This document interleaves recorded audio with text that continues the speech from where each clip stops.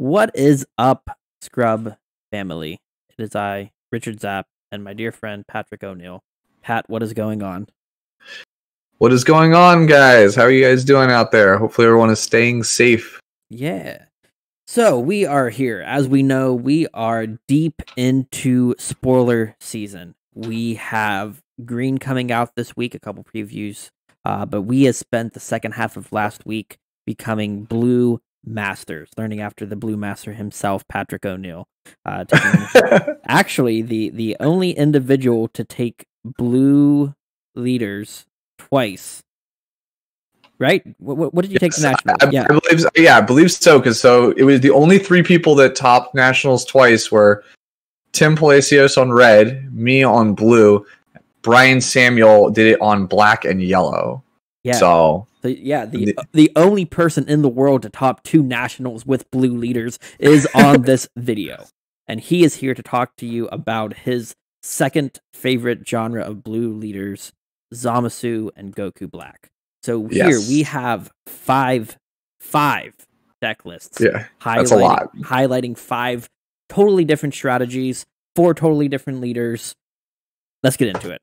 First, Series 2 Goku Black has a lot of hype, a lot of popularity, a lot of people shaking in their boots about it.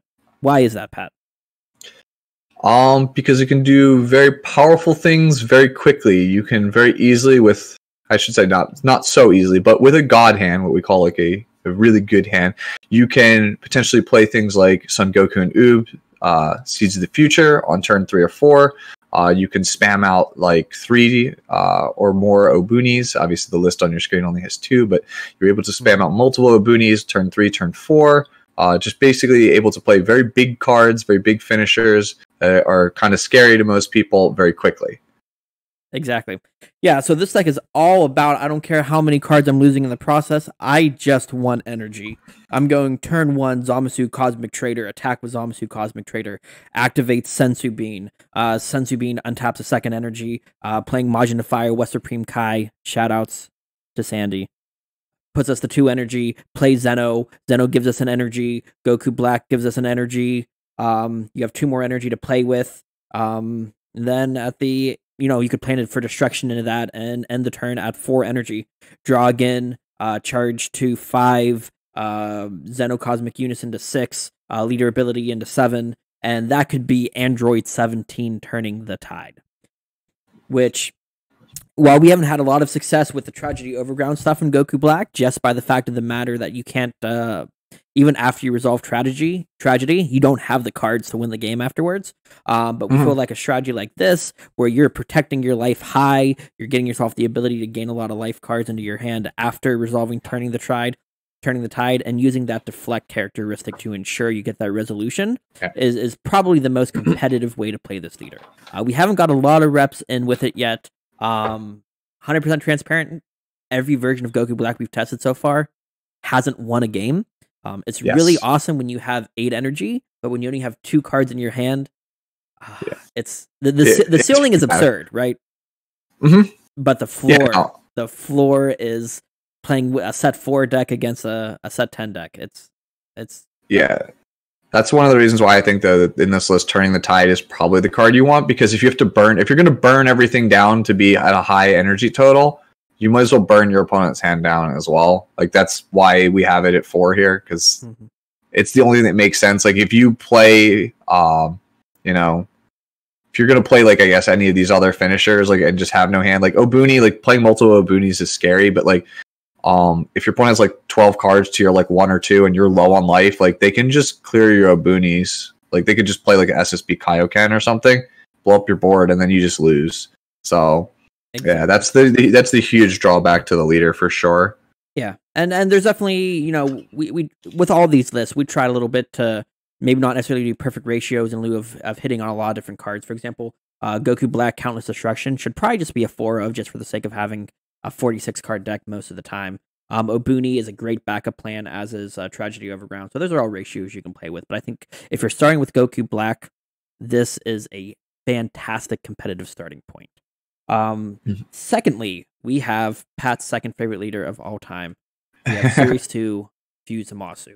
Now this leader got some of the buffs that all other Zamasu decks did, but a lot of this leader's inspiration is based off of a new mechanic change, right? Yes. So in Series 10, players are now afforded the option to be either 50 cards, basically that's the minimum, but the new maximum that you can play up to is 60, and most decks don't really want to do that for fear of messing up consistency or ratios and combos or things like that. But this leader gets the added benefit of having 2 extra life. This leader traditionally plays as if it has like somewhere between 12 and 13 life. So now you're with the 10 extra cards in the deck, you're going to play something that's akin to a 14 or 15 life leader. So your opponent has to work twice as hard to kill you before you combo off. That's sick. That's sick. So what are some of the key cards that are going to help you win the game here? Okay, so the most important card and what we are trying to play for is Fusion Refined, which is the 4 cost from the anniversary box from last summer. That was the biggest buff to set 2 Zamasu, and I think it's still the best win condition for the leader. We were just trying to jam this guy out as soon as we can, so that way we can go into infinite Force Fuse Zamasu. So in order to get your, once you have the 10 drop in play, if you can survive like another turn or two, you should lock it up, because your opponent at that point is starting to lose way too much steam once you start eating their energy and their life total. Mm-hmm. So that's what we're trying to play for. We're trying to get him out quickly and basically get him to swing 2 or 3 times to basically lock the game up. So to get low on life, for those of you guys who don't know how the combo works, is we are trying to get to 5 energy as fast as we can so we can play Undying Link Zamasu to basically take our own life and restand all the energy we paid for him. And then once we're awakened, the Undying Link Zamasu basically it basically mills us out. It will instead make us mill 10 cards every time we play it. Mm-hmm. So you have combos like you see Son Goku Path to the Infinite. So we can play Undying Link, take 2 life, awaken, draw 2 cards, play Path to the Infinite, bounce the Undying Link back to our hand, play Undying Link, mill 10, play another Undying Link, mill 10, play another Undying Link, mill 10. And at that point, once you've got yourself in the sweet spot of 15 or less, then you're just going to start jamming out these Infinite Force Fuse Zamasus from your hand. And then in the meantime, you're not afraid to hardcast Infinite Force if you don't want to go the Fusion Refined route. There seems to be a lot of cards that let you do that. Yeah, there's a lot of ramp in this deck that will actually allow us to just go for Union Patara. There's obviously the new cards like Cosmic Trader and Future Decimator, which will help us ramp not only our energy, but we can, basically... hold on a second. I was just lost my train of thought. But yeah, basically they will help us ramp up to be able to use the fusion from Infinite Force Fuse Zamasu. And then obviously there is the secret of choice in here, which is, again, Son Goku Noob, which seems to be... that aged really well. That's what it was back in set 7. It just seems like Zamasu in general as a character just really likes the secret. So that's another win con that we can ramp towards as well. Yeah. So I'm picturing here. Imagine going, so you're at turn 4, right? And let's say you didn't resolve Plan for Destruction at all. So you go Zeno Cosmic Unison to go from 4 energy to 5. You go Zamasu Cosmic Unison to go to 6 with 1 tap. Goku Black Future Decimator to go to 7 with 1 tapped. Swing with any of your battle cards. Activate 1 copy of Sensu Bean, and now you're resolving Goku Black, Infinite Force Fuse Zamasu on turn 4. Correct. The goal is to get it by turn 4. And with the extra cards that we have from Series 10, the biggest downside to this deck originally was that it just loses to a lot of counterplay, because they could just stop your Fusion Refine with Denial of Hope and the whole deck bricks. But now there's so much ramp in the deck that we can there are multiple avenues around it. Countdown to Destruction is free, so it's a free fusion piece. People usually don't counterplay that, so you just have a lot of flexibility, a lot of different Zamasus that we can get on the board to be able to fuse by turn 4, basically with the 7 energy if we need it. Very cool. Closing thoughts. If there are cards that people didn't like in this list, what are some other cards that you considered? You could definitely consider trying to play the other engine for sure. The new 5-drop fusion into the 9-drop. I don't think it's really necessary. I'm trying to think. The one of the ones that people might not like is the Respectful Master Gawasu. I know a lot of people don't like 1-drops, but there's 20 targets in this deck, so I felt like it was really good. It helps us dig through our fatter deck. You could definitely go with like just bigger finishers in general. Again, this is the original like combo and can go wide strategy. You can get multiple attacks off of Undying Link with Path to the Infinite, so you can kind of juice that up and play more of a UI build if you really want. You can also play, trying to think of the other things like Kefla or Master Roshi, Maximum Muscle. Those are other like win cons that we can ramp up to relatively quickly with this leader and put a lot of pressure on our opponent. Yeah, I like it. And then to get value out of Zeno Cosmic Unison, you can also play Saiyan Instinct Sengoku. That would let you either you mill it through your leader unawakened ability, you mill it through your awakened leader ability, or Cosmic Unison flips it off the top, being like the only card you wouldn't want to hit, and then it goes to the drop at the end of the turn anyway. So definitely some flexibility. Not to mention you're running 60 cards, so there's so much wiggle room here. Yeah, you can definitely put a lot of different singletons in here if you really want. Koitsukai, for example, as a sideboard card, you could just jam it in here. Anything that you can activate from the drop is fantastic with this leader because he puts so many cards in the drop throughout the course of the game. Yeah, agreed 100%. So we've seen ramp combo, we've seen ramp control, and now we have combo control here with Series 7 Fuse Zamasu Supreme Strike. So this deck is trying to take advantage of Tragedy Overground a little more than some of the other decks that you'll see here, right? So the concept is you're trying to take full advantage of Fuse Zamasu's activate main once per turn. If your opponent has 8 or more energy, choose up to 4 cards from the opponent's life and place them at the bottom of their deck in any order. So as soon as your opponent hits 8 life, you can threaten huge damage. So we're trying to use Tragedy Overground to utilize that. So for example, you're playing against an opponent that has 5 energy and they have 3 battle cards on board.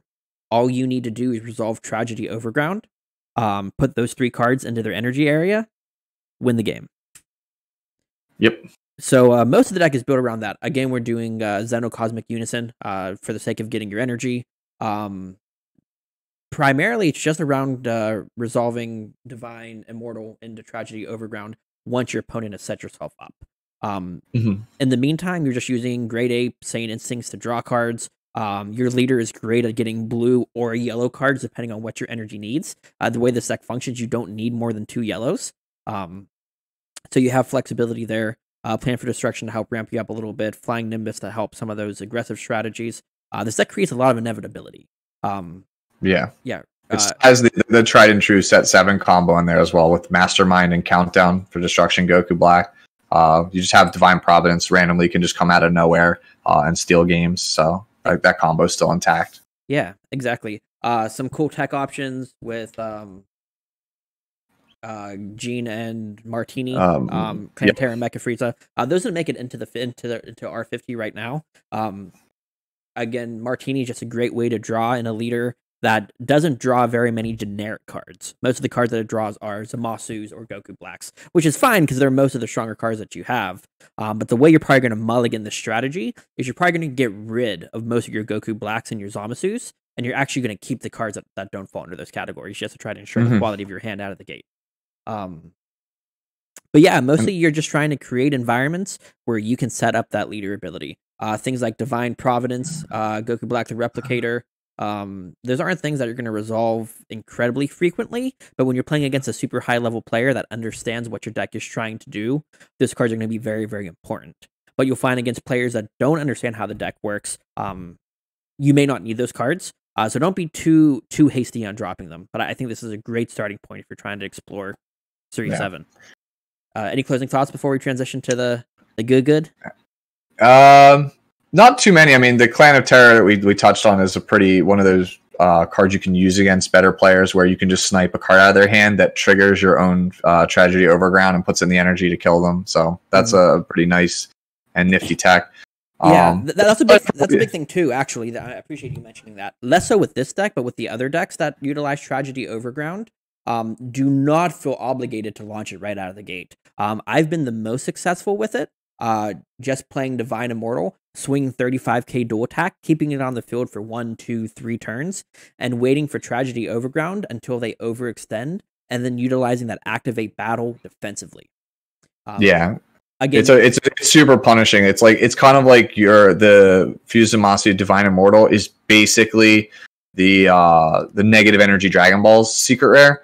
It's just you just have access to it whenever you want. You're just like, all right, well, once they commit to the board, then I can fire it off and win the game. Exactly. So let's go over this. So we have ramp combo, we have ramp control, we have control combo, and now we have straight aggro. We have straight aggro.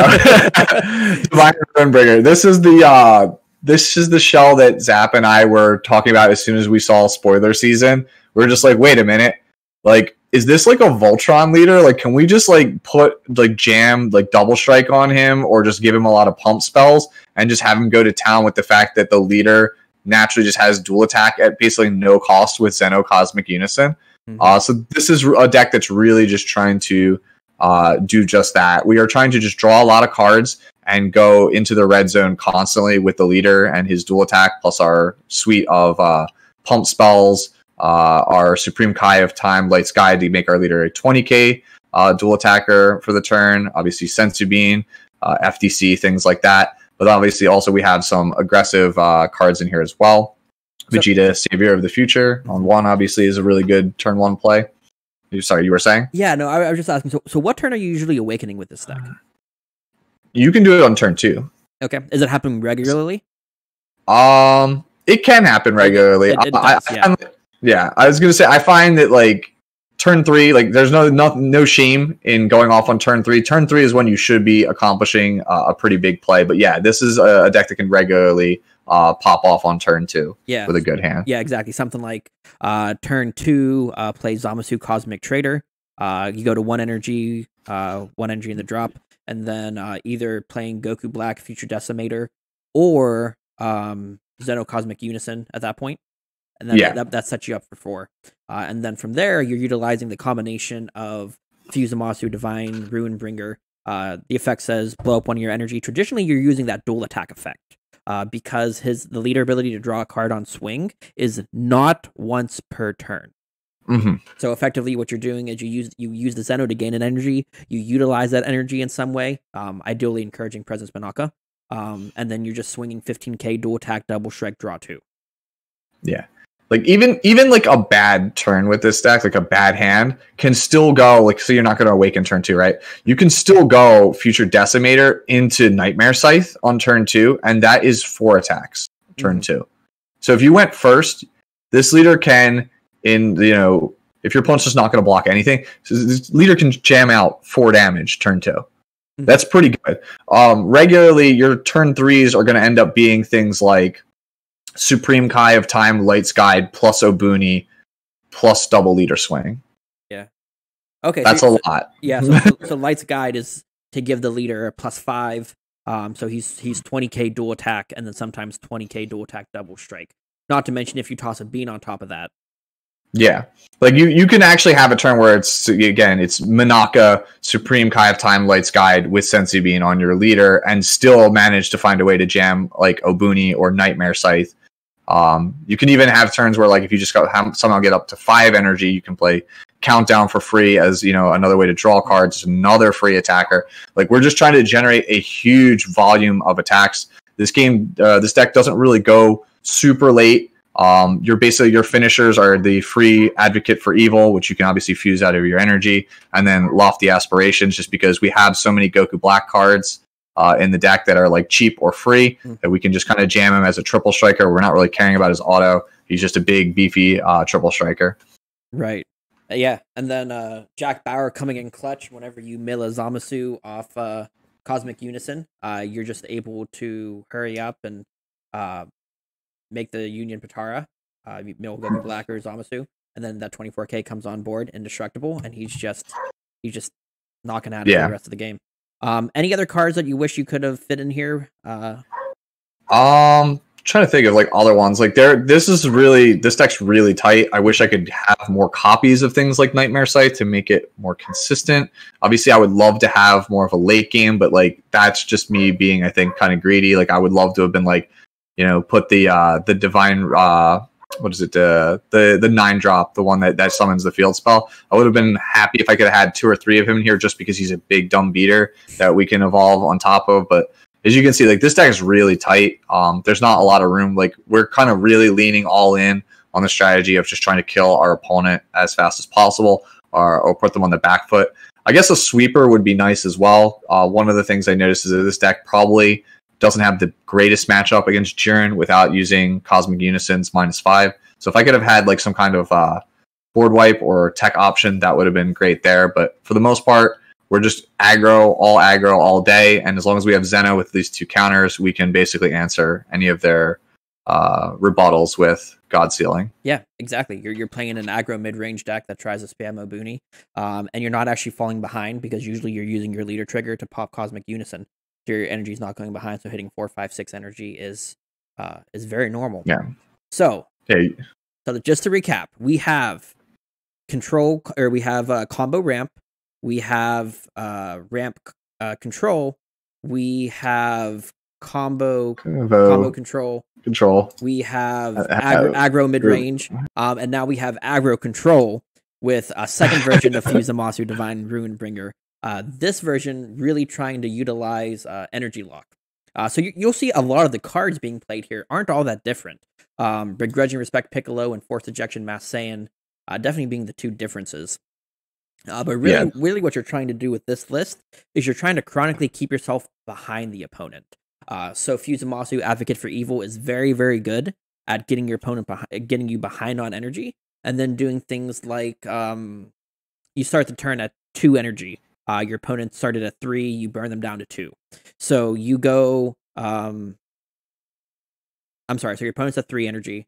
This is a very complicated deck to play, by the way, guys. This is very a lot of thought goes into this. You have to be like in a situation where your opponent is at, say, they're at 3 energy, and you're charging up to 2, and then you play something like Begrudging Respect Piccolo to blow up an energy, and then like you can fuse Advocate for Evil to go down to 1 energy. So you're basically trying to keep yourself behind always. So then now your opponent's stuck at 2 and you're at 1. They'll charge up to 3. Then on your turn, you'll charge up to 2. You'll overwhelm a Forced Ejection, or maybe you'll play you'll swing with it. You'll Sensu Bean, blow up an energy, and then you'll hard cast the second one. You'll blow up another energy, and then you'll play a 24k Advocate for Evil. That puts you down to 2 or 1 energy, and then you use the leader ability, go down to 0 or 1. And then if you get that Forced Ejection to stick, there are games where your opponent's at 1 or 2 energy the entire time. Yeah, this is what this is trying to do is it's taking this is the not so fun, the more mean way to play the aggro deck. You're still playing the aggro deck, but what you're doing instead now is you're making it so your opponent cannot really play the game efficiently, and you're forcing the game to be leader versus leader. And spoiler alert, the guy with the dual attack that draws 2 every turn is probably the guy that's going to win that exchange. Yeah, super true. And then Obuni kind of being a backstop there, and then the rest of the deck. Ever Presence Monaka somehow got deleted from this list. That probably belongs there over Ultra Instinct Kamehameha. But definitely a lot of flexibility here in how to play this list. Yeah. This list is like super, super compressed. Like there's so many versions of this list that we have. Like you see the singleton things like the singleton Champo, the singleton Nightmare Scythe. There's a lot of singletons that go into this deck because there's a lot just jammed into this deck. Yeah. So just to recap here, if you're asking yourself what Zamasu, what Goku Black deck should you pick, what playstyle matches up with you, we'll just go through each list real fast. I would say if you wanted to play Goku Black, you're playing Goku Black if you're somebody that likes going all in and you either want to win in a dominating fashion or you don't care how bad you get obliterated. This is the deck for you. Fuse Zamasu set 2. The advantage is this leader can pull the game out for a very, very long time. Yes. And creates a sorry. Yeah. I was gonna say, you hit it right on the head. This is the deck for you. If you were just trying to play the long game, you're just trying to play a long grindy game and find interesting or unique ways to just kind of pull a win out of your behind, so to speak. This is the deck for you. Right. This is a deck that heavily relies on sequencing and knowledge of what cards are still in your deck. Mm-hmm. The downside to this deck is because you're playing 60 cards, you're not seeing your best cards as often as other decks. But you trade that off for having a whole bunch of longevity. So that's up to you if that's on your pro or con. Looking at set 7, Fuse Zamasu Supreme Strike. This is for that hardcore combo player, that one that's looking at all the cards in their hand and they're like, there's almost always some way I can finagle a win 1, 2, 3 turns from now, but how do I convince my opponent to make the plays I want them to make so I can win the game? Yeah. And if you love those mind games, this is 100% the deck for you. But on the flip side, if you don't play against players that get tricked easily, if those mind games aren't something that work well for who you commonly play against, this deck is definitely going to be a little bit limited, because once you understand how it works, there are ways to play around it, not committing to your board too much, understanding what cards to negate, what cards not to negate. So Fuse Zamasu Divine Runebringer. This deck is interesting. It really demands drawing the unison, right? Yes. So I'm sorry. You definitely got a hard mulligan. So you got a hard mulligan for that for sure, or at least Cosmic Trader and Future Decimator. Mm-hmm. Yeah, and I would say that this is the deck that probably is the least exciting, right? Most of your turns are swing, dual attack, finagle your energy in some way and pass. It's I don't want to say it's unfun, because I'm personally really enjoying it. Yeah. But your turns don't change too much.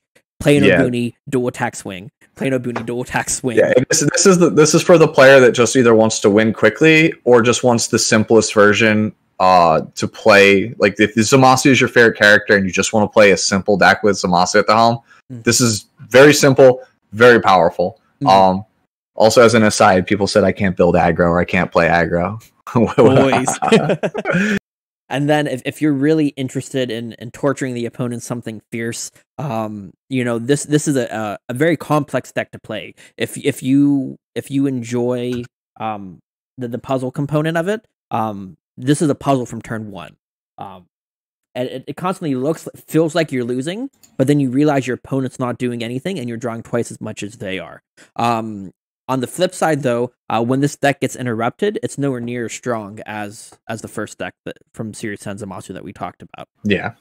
The safest pick, if you were the Spike, the guy that wants to just be super competitive, the first version of Zamasu is probably closest to correct. Yeah. But I think that played masterfully, the second one is the more dominating deck. Mm-hmm. Yeah, when it wins, it wins hard. For sure. All right. Well, hey, thank you all for tuning into the video. I hope this gave you a lot of insight into blue. Let us know. Would you be interested in us doing more evaluations for these other colors? We'd love to talk about green next week if it's something you all want to see. If you're just tuning into 3XG Productions, check it out on YouTube. We do have a Patreon, patreon.com/3XG Pros. We create content almost daily. We have probably the most active Discord in the trading card game. $1 investment produces the quality of content you see today, and we publish almost everything free at some point. But we'd love to support you. Hope you guys support us. Until then, we'll see you guys next time. Okay, thanks. Okay. Bye. Bye.